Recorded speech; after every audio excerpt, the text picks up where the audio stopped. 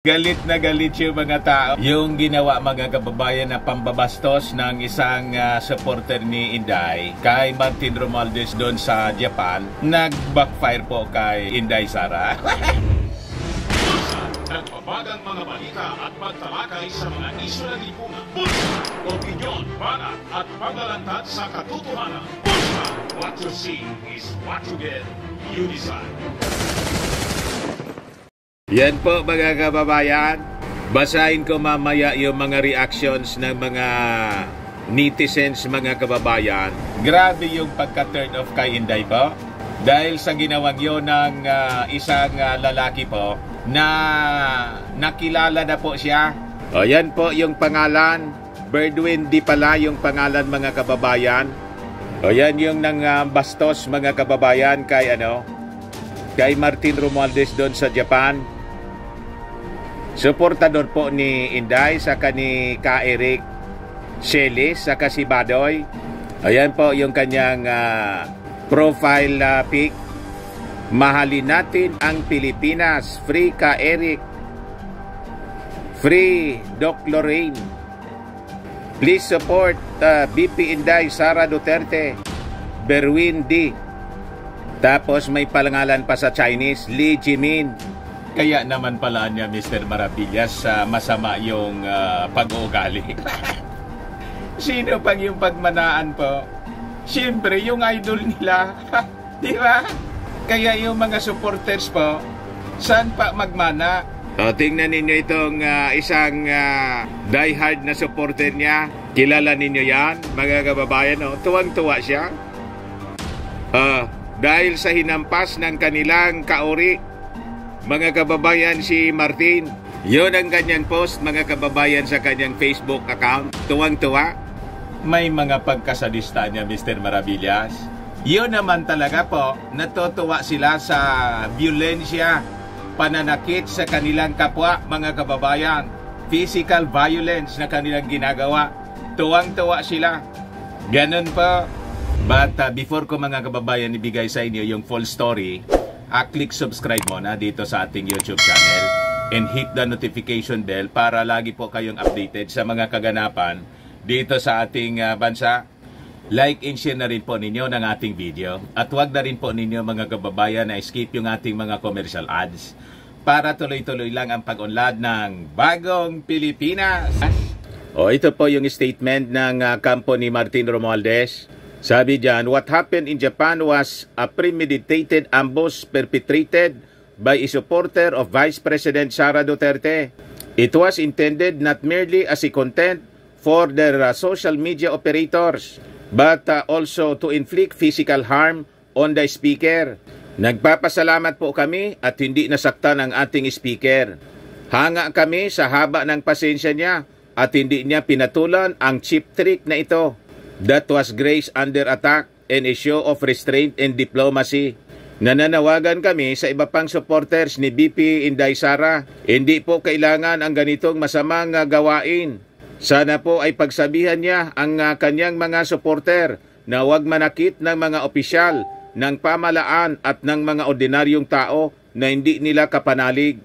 Violence has no place in a decent and peaceful society like ours.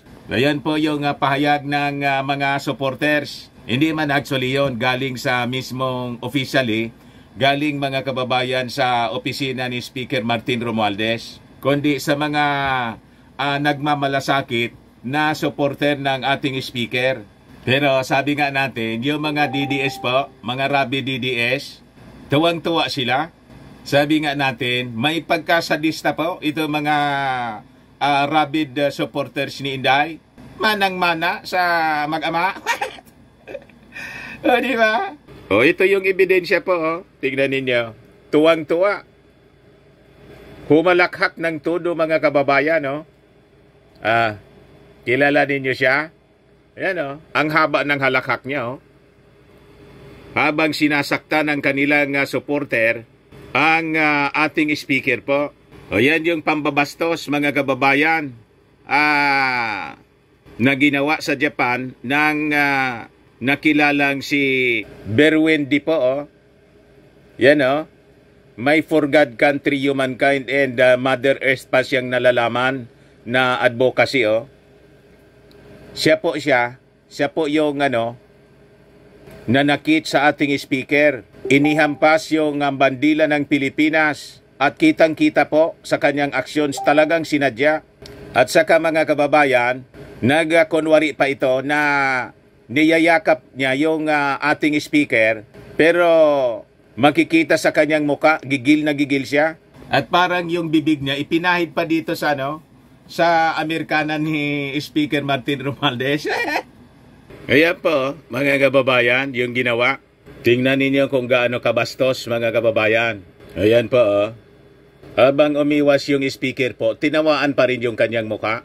Kunti pa pong pumasok sa muka yung dulo ng bandila po. Yung stick ng bandila. Yung bandila po. O, tingnan ninyo po. Di ba kitang-kita? Ayun, yung pag-iwas ng ating speaker po. Yan po, mga kababayan. Pero nakangiti pa rin siya. Hindi siya nagpakita ng masamang pag-uugali. Ayan po, oh. At inilapit siya yung kanyang muka sa may shoulder ng speaker at ikinuskos yung kanyang bunganga, mga kababayan, sa Amerikana ng speaker na parang aktong kakagatin po. May sa asoan niya, Mr. Maravillas. Ang idol niya po, German Shepherd. Diba? Chinese and German Shepherd yung lahi po, mga kababayan. Yo, aktong kakagatin po. Tapos ipinahid yung bibig niya sa shoulder, sa Amerikana ng ating speaker. Ganon katindi, mga kababayan, ang kabastosan nitong suportador ni Inday Sara. Ayan po yung ating speaker, umiwas na lang po at nagpasensya. Pero yung rabid supporter niya, mga kababayan, ito, tuwang-tuwa. Diba, may pagkasadista sila po, mga kababayan. Tuwang-tuwa sila habang nakakapanakit ng kanilang kapwa. Kita niya, kaya galit na galit po yung mga netizens. So ito yung reaction ng ating mga netizens sa video natin kanina. Sabi ni Janipe Isrosario, ang mga Marcos supporters po ay hindi mga bastos. Nakakalungkot na may mga supporters na ganito, mga bastos at walang good manners. Sana kung ayaw nila sa tao, wag ganyan, wag maging bastos. Ay salot Sir House Speaker Martin Romualdez dahil nakuha pa rin niyang ngumiti. God bless and protect House Speaker Martin Romualdez and our beloved President Apo BBM. Sabi ni Amelita Iwase, nakakaya ang gumawang ito kay Speaker Romualdez. Kami suportado namin ang bansang Pilipinas. Sabi ni Lelsi, kung sino ka mang damuho ka, nakakahiya kayo. Mga Pilipino, mabuti pa ang mga Hapon, magagalang. Sabi ni Edel Toto Balduesa, it's really true. History repeats itself, just like what happened to PBBM during the rally on election campaign. How many times those anti-BBM attack and hurts him during the motorcades in campaign sorties that caused some cuts, bruises, and bleedings to BBM. How shameful to show that kind of behavior to other country by these supporters. Again, as the saying goes, tell me who your friends are and I will tell you who you are. Kaya makikita po ninyo, sama-sama din sila, yung mga masasama ang ugali po. Naging mga dilawan na po, yung mga pag-uugali. Sa bagay, hybrid dilawan po sila. Diba? Sabi ni Peter Domalyang, walang good manners and right conduct ang mga supporters ni BP Sara nang salubungin nila ang delegation ni PBBM sa Japan, parang wala silang pinag-aralan. Nagmana sa kasamaan ang kanilang sinusuportahan, sabi ni Daniel Gowanco, na politiko na masama ang pag-uugali, hindi dapat ilagay uli sa pwesto ng gobyerno. Mahiya ka magboto sa mga bastos na politiko.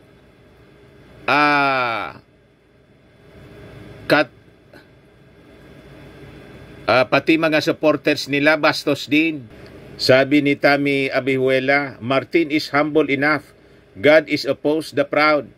Sabi ni Memories, grabe pinapakita lang na walang disiplina. Nagiging bastos dahil lang sa mga politiko. Don't let the sun go down while you are still angry. Sabi ni Ralika, let's support PBBM and his administration. Thank you, Sir Dante, for all your efforts in giving us reliable news. Sabi ni Sally Kapili, walang modo sila, elected politician and lawmaker ang binastos. Parang planned. Sabi ni Fibio, bakit walang security si Martin? Dapat pag-uwi niyan dito sa Pilipinas, tandaan ang pagmumukha niyang mga bastos na yan. Huwag palampasin. Shout out sa Japanese Embassy. Pauwiin ang taong yan. May punto po itong nag-react. Siguro, kailangan na ipatawag yon ng Philippine Embassy doon sa Japan. Kasi nakakaya yung dinisplay niya na pag-uugali, pambabasto sa ating mga opisyal para siguro madisiplina. Di ba? Sabi ni Yoser FG, huwag tayong bumoto sa mga bastos na politiko kasi ganun din ang supporter. Sabi ni Ani de la Carmen, nakakagigil na talaga itong mga bastos. Mana-mana lang sa kanilang inday na nambatok ng walang kalaban-laban na sheriff sa Davao. Ayun mga kababayan, naalala tuloy yung bubugbog ni Inday sa isang sheriff po doon sa Davao. O diba? Sabi ni Chloe, mga DDS supporters, walang good manners in right conduct, pareho kay Saramao. Sabi ni Amelita Awase, dapat makarating ito sa aming ambasadora dito sa Japan. Ipinahihiya nila ang Madam Ambassador to Japan. Sabi ni Billy Palomares, yan ba ang gusto niyong maging presidente? Walang good manner in right conduct? Sabi ni Rowena Karamay, kapag ang namumuno maayos ang behavior, yung mga supporters namiminor din. Pero kapag ang naglilid, balahura, tarantado at walang manner, ganun din ang mga supporters. Di naman lahat, pero in reality, halos nagiging ganun din. Sabi nga dito sa amin, yon ang natangadan, yon ang natingala sa kanilang leader, masasamang ugali, violente, masasamang ugali, palamura. Kaya tingnan ninyo yung mga supporters nila, pati yung mga vloggers nila, walang habas sa pagmumura. At proud sila sa sama ng kanilang mga bibig. Sabi ng isa pa rito, may kasabihan, tell me who your friends are, and I will tell you who you are. At the same feeder flock together, tuwang-tuwa. Tuwang-tuwa pa ang mga DDS sa nangyari, mabutit, disente at edukadong tao ang mga Marcos at Romualdez, hindi pumapatol sa mga mal-edukado.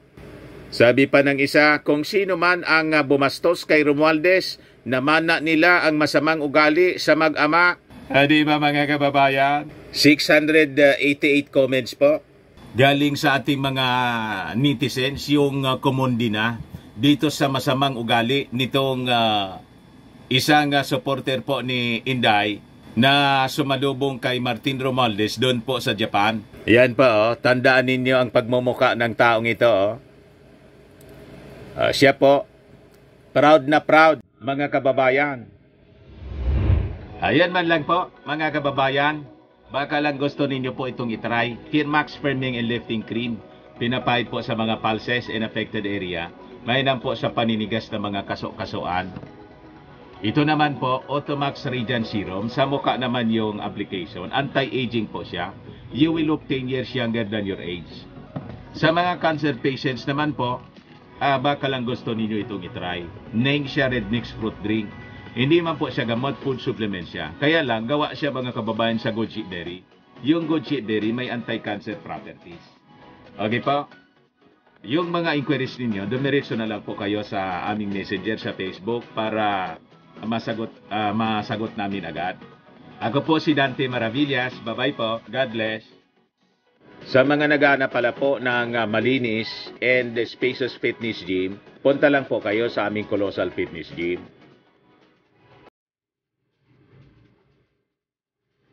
We also offer Grab car rental with our brand new 2023 model ng Toyota Innova.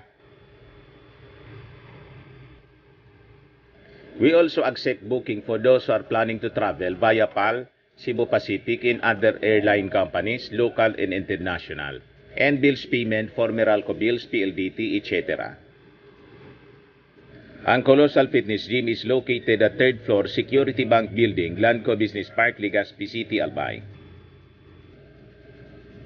For inquiries, look for Gilon Maravillas. Contact number 0966-802-0949.